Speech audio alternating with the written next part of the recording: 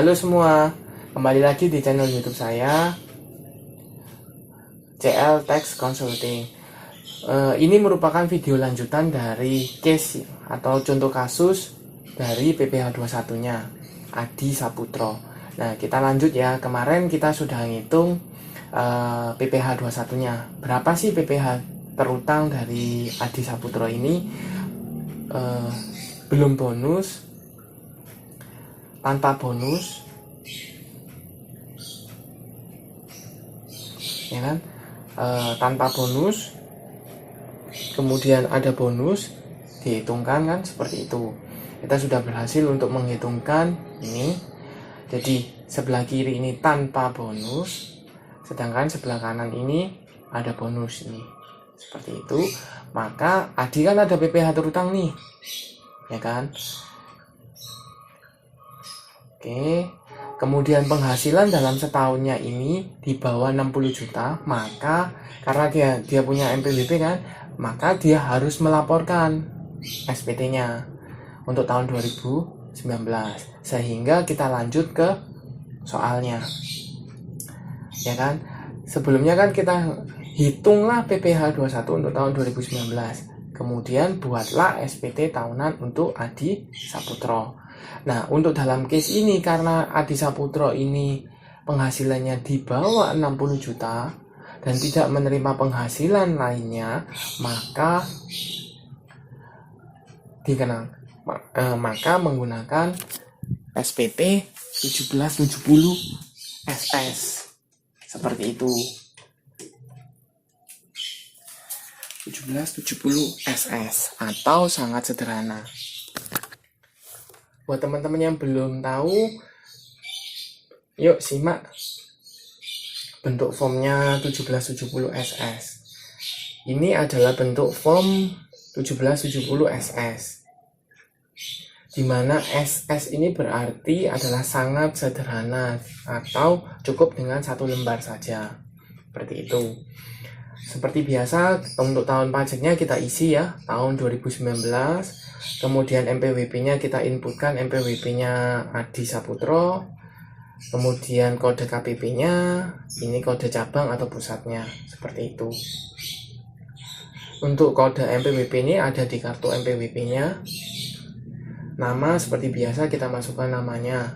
Nah, kemudian kita langsung masuk ke kolom bagian A, pajak penghasilan. Nomor 1, penghasilan bruto dalam negeri sehubungan dengan pekerjaan atau penghasilan neto dalam negeri lainnya 59850. Ini dapat dari mana? Dari perhitungan PPh 21-nya kita. Penghasilan bruto. Oke.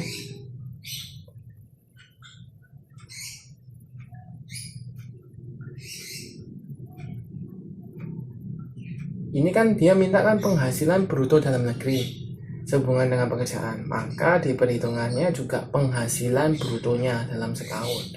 Jadi kita ambilnya 59850. Kenapa kok nggak ini? Ini kan cuma menghitung dari Januari sampai November, disetahunkan tanpa bonus. Sedangkan realitanya di Desember kita kan ada bonus, sehingga kitanya pakai setelah bonusnya ini. Jadi 59850. Oke. Kemudian pengurangnya sama, kita dapat dari pengurang ini 3442.500. Oke.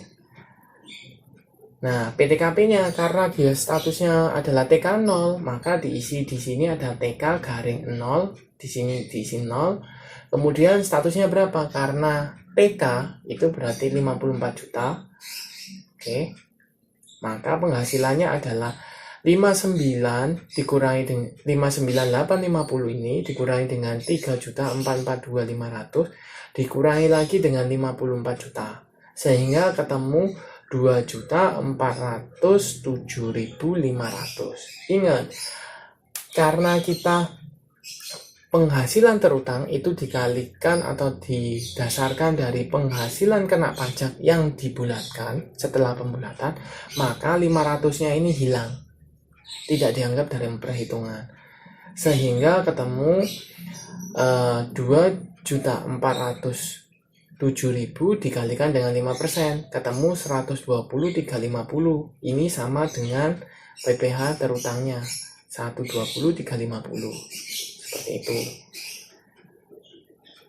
Nah, karena PT Maju Jaya, tempat kerjanya dari Adi ini adalah pemotong pajak, maka dia berkewajiban memotong penghasilan kena pajaknya dari Adi. Maka sebagai kewajibannya adalah memotong penghasilan dari Adi, sedangkan Adi harus menerima haknya apa? Menerima bukti pemotongan. Nah, karena Adi menerima bukti pemotongan dari PT tempat dia kerja, maka di kolom 6 pajak penghasilan yang telah dipotong oleh pihak lain ini diisi. Sejumlah berapa? Sejumlah sesuai dengan bukti potong. Karena bukti potongnya sesuai dengan hitungannya kita, PPh terutang tahun 2019-nya adalah 120.350, maka bukti potongnya kan juga sama, 120.350. Itu diinputkan di SPT nih. 120.350. Sehingga mengakibatkan berapa sih pajak yang masih harus dibayar? Nah, penghasilan terutangnya 120.350 dan yang sudah dipotong sama pihak lain 120.350, sehingga tidak ada kekurangan bayar maupun kelebihan bayar. Maka tidak perlu mencentang pajak yang masih harus dibayar maupun pajak yang lebih dibayar. Oke, jadi istilahnya statusnya SPT ini adalah nihil. Tidak ada kurang bayar, tidak ada lebih bayar. Seperti itu.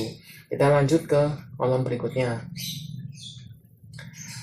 Bagian B, penghasilan yang dikenakan PPh final dan yang dikecualikan dari objek pajak. Kita lihat di soalnya. Oke, kita coba lihat contoh kasusnya. Nah, di sini kan ada keterangan tambahan untuk harta yang dimiliki dari Adi adalah total 33 juta, sedangkan hutang yang dimiliki adalah 4 juta. Dengan keterangan sebagai berikut, seperti ini.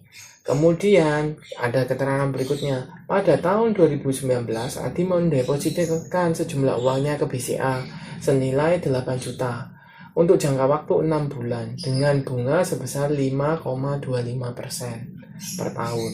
Hitunglah berapa pendapatan bunga tersebut dan besarnya PPh 4 ayat 2-nya. Ini cara hitungnya adalah, kan nilai uangnya 8 juta nih, ya kan? Bunganya adalah 5,25%. Tapi ingat, itu kan untuk 12 bulan, ya kan?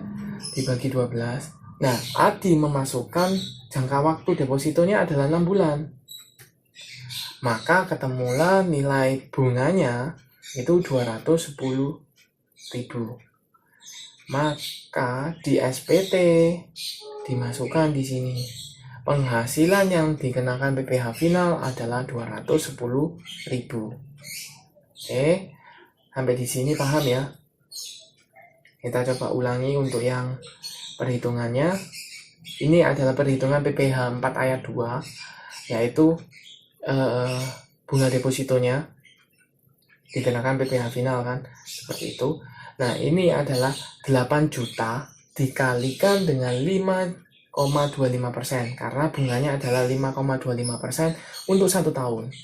Jadi dibagi 12 bulan. Kemudian dikalikan dengan jangka waktu Adi ini mendepositokan, yaitu 6 bulan. Jadi 8 juta kali 5,25% dibagi 12 kali 6. Ketemulah 210. Seperti itu. Kemudian pajaknya berapa? Pajak untuk PPh atas bunga deposito itu sebesar 20% sesuai dengan PPh 4 ayat 2. Oleh karena itu, kita hitung. Dari 210 ini dikalikan 20%. Ketemulah 42.000. Oke, seperti itu. Kemudian penghasilan yang dikecualikan dari objek pajak karena di soalnya atau di contoh kasusnya ini adalah tidak ada, ya kan, maka diisi kosong seperti itu. Nah, jumlah, kita lanjut ke kolom C untuk daftar harta dan kewajiban. Nomor 11, jumlah keseluruhan harta yang dimiliki. Jumlah, karena yang diminta hanya total jumlah, maka kita harus jumlahkan. Total hartanya ini dijumlahkan adalah 33 juta, sedangkan hutangnya adalah 4 juta. Maka pindahkanlah nilai tersebut ke SPT-nya.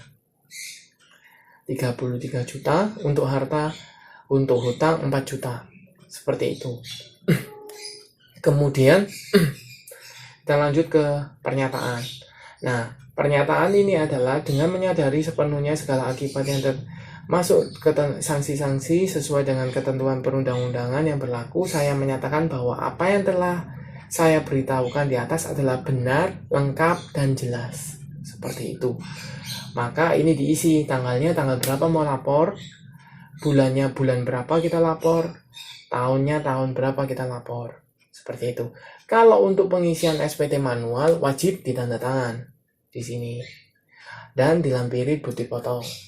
Tetapi kalau sekarang kan sudah tidak melayani secara manual, otomatis kan harus diisi di e-filing ya.